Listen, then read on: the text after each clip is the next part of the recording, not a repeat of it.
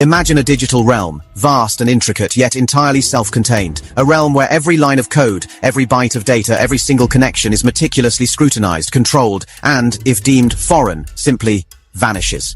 No external influence, no vulnerabilities, no unwelcome eyes, just a perfectly engineered digital fortress. What if this wasn't science fiction but the blueprint for a nation's future? A future built on absolute digital autonomy.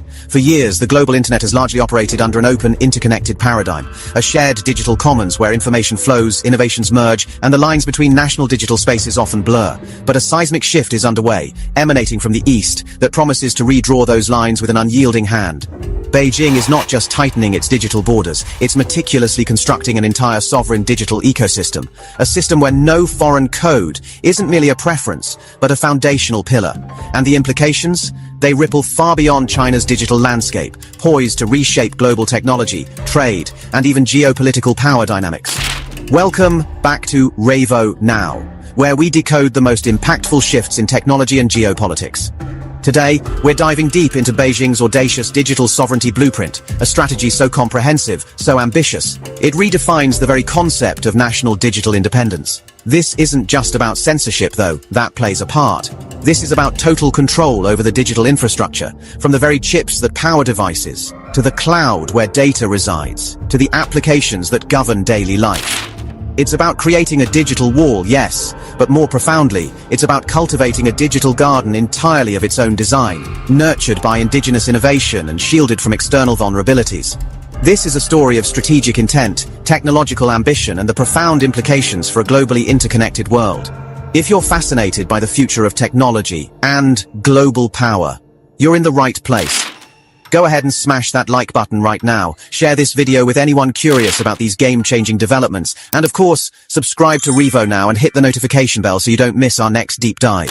Your engagement directly helps us bring you more critical insights. The genesis of this digital sovereignty push isn't new. It's a culmination of years of strategic planning, exacerbated by geopolitical tensions and a deeply ingrained focus on national security. Think back to Made in China 2025. An industrial policy aimed at transforming China into a high-tech manufacturing powerhouse, reducing its reliance on foreign technology and achieving technological self-sufficiency. This initiative explicitly targeted key sectors like semiconductors, artificial intelligence, 5G, and quantum computing. It's a grand vision of becoming an innovation-driven economy that dictates rather than follows global tech standards. But the ambition extends far beyond manufacturing.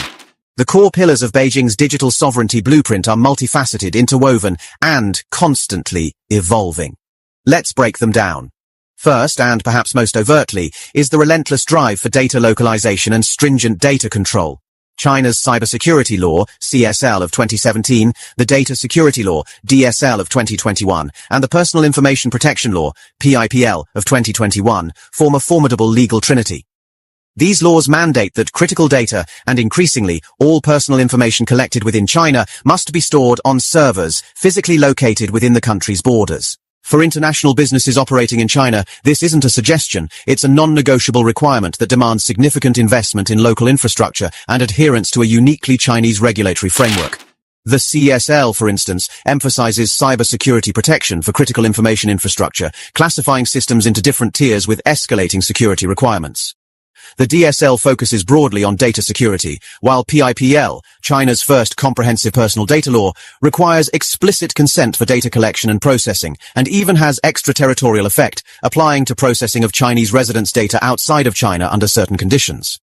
This legal architecture essentially institutionalizes state oversight over data flows, consolidating the Chinese Communist Party's authority over cyberspace and explicitly integrating data management with national security objectives.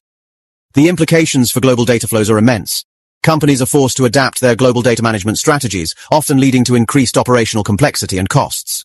The second, and perhaps most strategically critical, pillar is the relentless pursuit of indigenous technology development and supply chain resilience. This is where the no foreign code, no barriers mantra truly comes to life. Beijing is pouring colossal resources into fostering homegrown champions across the entire tech stack, from fundamental research to advanced manufacturing. Consider the semiconductor industry, often called the brains of the digital world.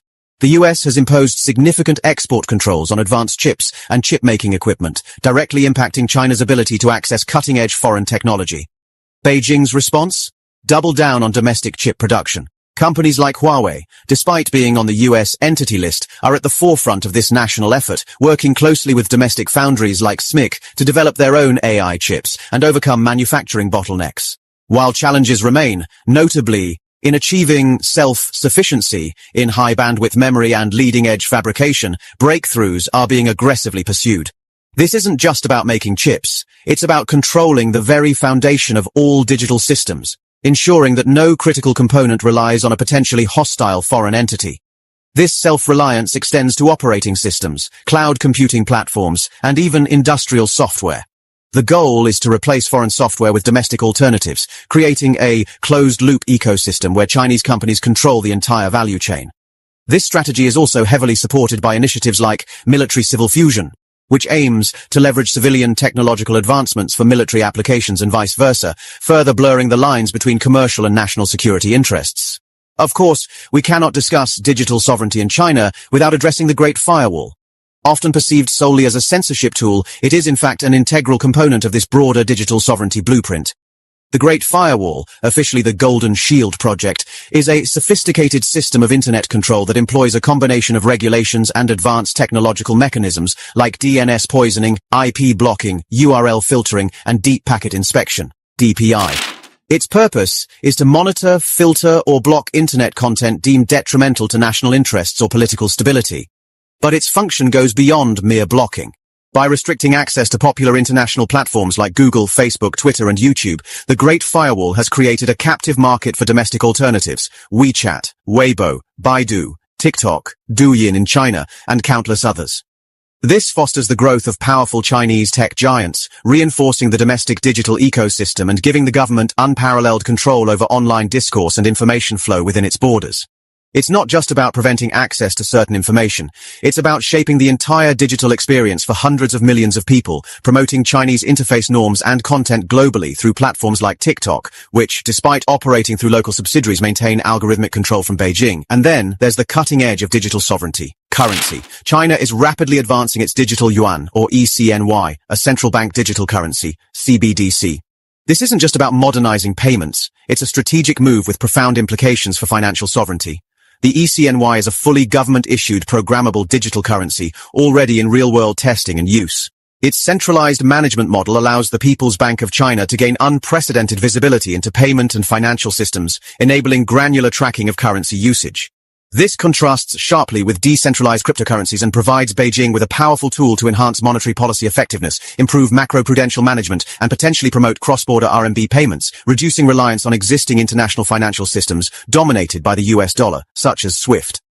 The ECNY empowers China with greater control over its financial data, internal economic flows, and offers a mechanism for digital economic development that aligns with its national strategic objectives. It's a direct assertion of financial digital sovereignty, providing an alternative to global financial architectures.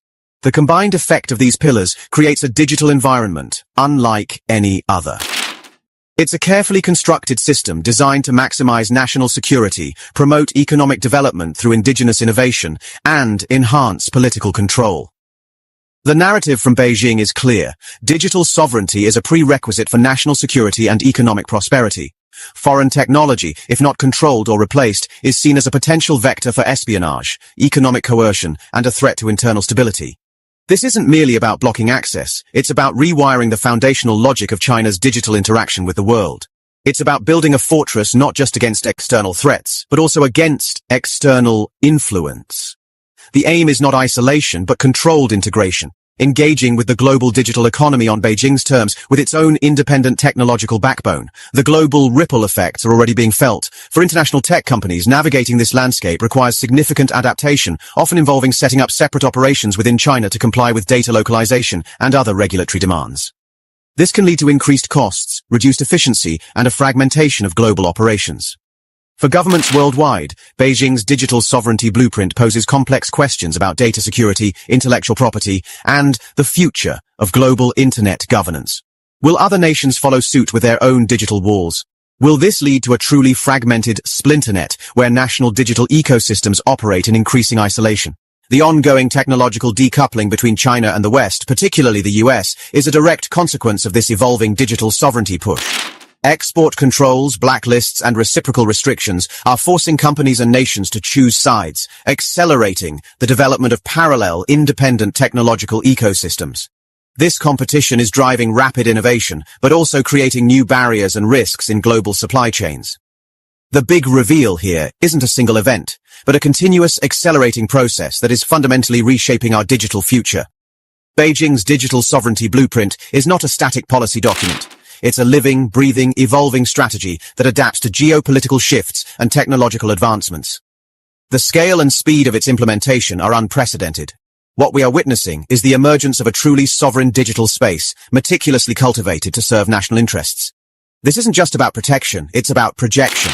China aims to not only control its own digital domain, but also to export its techno-political model and influence global standards, particularly through initiatives like the Digital Silk Road, which extends its digital infrastructure and governance norms to partner countries. This strategy, driven by a desire for technological independence and national security, effectively transforms the very nature of engagement in the digital age. It signals a future where digital borders might be as significant, if not more so, than physical ones. The barriers aren't just technical, they're ideological, economic, and geopolitical, all wrapped up in lines of code and massive data centers. What does this mean for your digital future? For global businesses? For the interconnectedness we've come to expect? The implications are vast, from the apps you use, to the data that powers services, to the underlying infrastructure of the internet itself. It's a future where digital trust is increasingly localized, where technological interoperability becomes more complex, and where the concept of a truly global open internet faces its most significant challenge yet. The era of no foreign code, no barriers within China is not just a slogan, it's a deeply entrenched reality that continues to solidify with each passing day.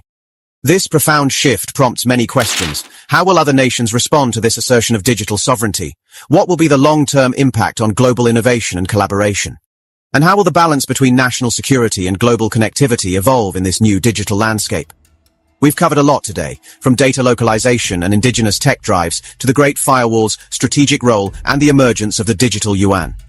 Beijing's digital sovereignty blueprint is a multifaceted, evolving strategy that demands our continuous attention. Now, we want to hear from you. What are your thoughts on Beijing's digital sovereignty strategy? Have you or your business experienced the effects of these policies firsthand? What do you believe are the greatest opportunities or risks presented by this push for digital autonomy? Share your experiences, insights, and predictions in the comments section below. And as always, your input helps shape our future content. What other aspects of global tech and geopolitical shifts would you like Revo Now to explore in depth? Let us know your ideas for upcoming videos. Your engagement is invaluable. Thank you for joining us on Revo Now. Stay curious, stay informed, and we'll see you in the next one. Subscribe to Revo Now and join our vibrant community of forward thinkers, change makers, and revolutionaries.